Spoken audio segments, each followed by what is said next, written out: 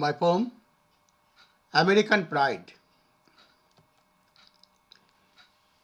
dedicated to true American dream of democracy without slavery and hegemony.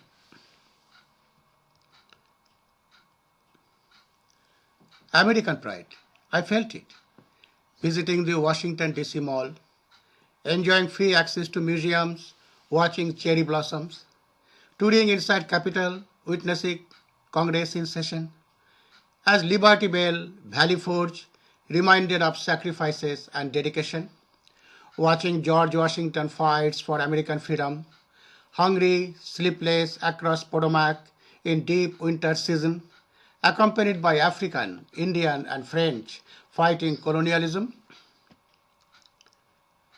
American Pride, I felt it, listening Lincoln's passionate call to abolish slavery, Dr. King's arousing speech of a dream world for everybody, Malcolm X's visionary voice to end segregation for unity, visiting national monuments, parks, galleries, and universities, driving through country roads, exploring boundless sceneries, stopping by woods, lakes, oceans, towns in friendly communities, hearing national anthem during most Olympic victories.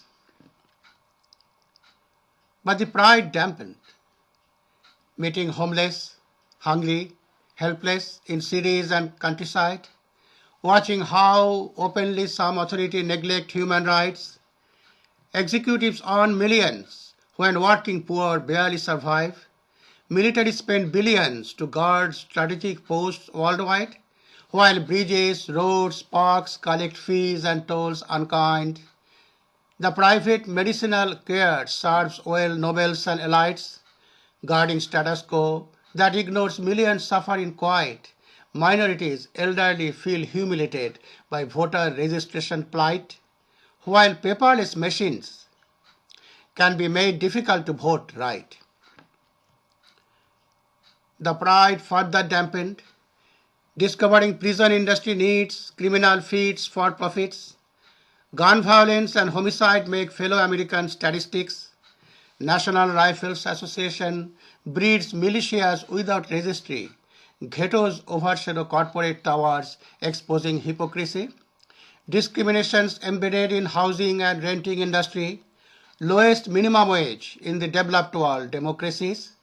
Shortest vacations, few working holidays for many employees.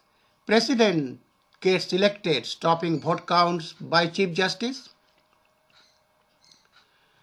The pride becomes distasteful traveling abroad, often feeling unwelcome, as if America is a synonym of horror, realizing our leaders are jokes, cartoons, effigies of terror, death penalties are embarrassment for the civilized world, wondering what made a pristine country the worst polluter, fueling warships, sorties, and vehicles as gas guzzlers, observing defense industry hijacks government for wars, soldiers kill civilians, women and children as invaders, reconstruction industries profit as rebuilding contractors, International Republican Institute acts as global violators, injecting short money and violence for electing feudal powers.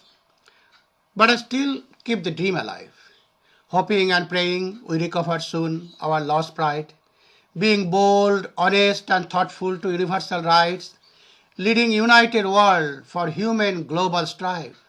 So help us, God, again to rise as we celebrate 4th of July, enlightened by seeing dawn's early light. Poems by Kolki. Quote, the liberty of a democracy is not safe if the people tolerate the growth of private power to a point where it becomes stronger than their democratic state itself. That in its essence is fascism, ownership of government by an individual, by a group, or by any controlling private power. Unquote. Franklin Delano Roosevelt, 32nd President of USA. In the councils of government, we must guard against the acquisition of unwarranted influence, whether sought or unsought, by the military-industrial complex.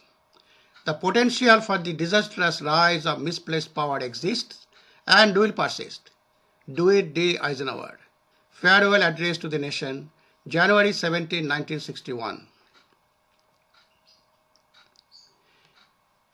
Quote, if the United States ever experiences an attempt at a coup to overthrow the government, it will come from the CIA. The agency represents a tremendous power and total unaccountability to anyone. Unquote.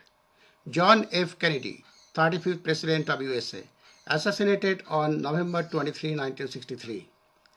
CIA's black budget is almost equal to UK's defense budget. Historically, CIA is a covert extension of UK's MI6 after World War II to re-annex USA, and so is Pakistan's ISI to work outside British accountability for the United Monarchical colonial advantage against democratic free world.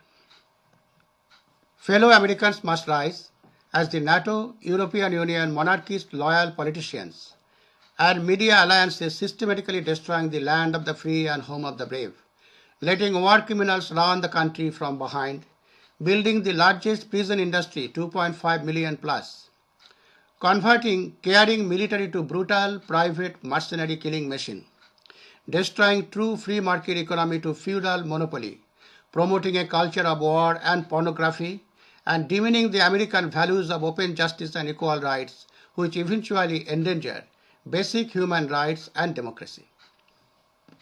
Aren't presidential or prime ministerial pardons against equal human rights and justice? Food for thought for all American and all citizens. God bless our world towards peaceful coexistence.